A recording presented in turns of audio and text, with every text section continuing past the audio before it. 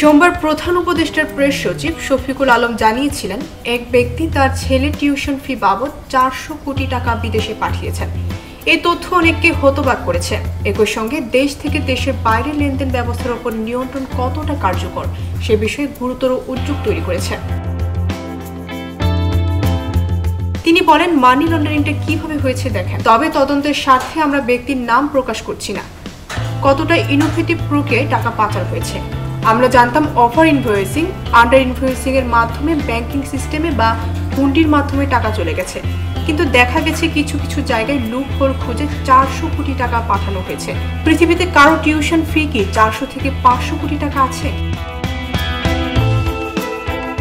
Press সচিব বলেন, পাচার করা টাকা উদ্ধারের জন্য প্রথম থেকেই অন্তর্বর্তী সরকার তৎপর ছিল। প্রফেসর ইউনুস প্রথম থেকেই বলে আসছে যে এটা বাংলাদেশের মানুষের টাকা, আমাদের টপ প্রায়োরিটির ভেতরে এটা থাকবে। অন্তর্বর্তী সরকারের ফোকাস ছিল পাচার করা টাকা কিভাবে আনা যায়। সেজন্য গত সেপ্টেম্বর মাসে 11 সদস্যদের একটি টাস্ক ফোর্স গঠন করা হয়। তার নেতৃত্ব দিচ্ছেন সেন্ট্রাল ব্যাংকের গভর্নর। ডেস্ক রিপোর্ট, ভোরের পাতা।